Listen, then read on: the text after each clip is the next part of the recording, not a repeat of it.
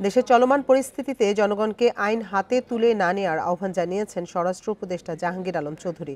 সকালে সাভারের রাজালাখে খামারি অ্যাপসের উদ্বোধনী অনুষ্ঠানে গিয়ে মন্তব্য করেন তিনি।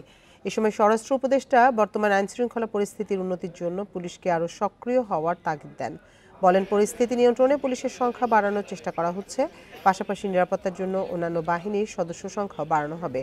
এর আগে কৃষকের মিনি কোল্ড স্টোরেজ ও খামারি অ্যাপসের উদ্বোধনী অনুষ্ঠানে দেশের বিভিন্ন প্রান্ত থেকে আসা কৃষকরা অংশ নেন।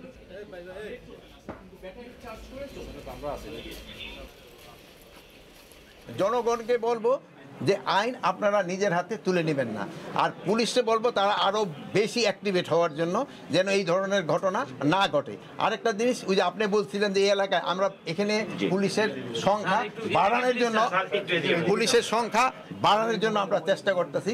আমরা কিছুদিনের মধ্যে শুধু পুলিশটা, অন্যান্য আইন শৃঙ্খলা বাহিনীর জনসংখ্যা আমরা বাড়াবো।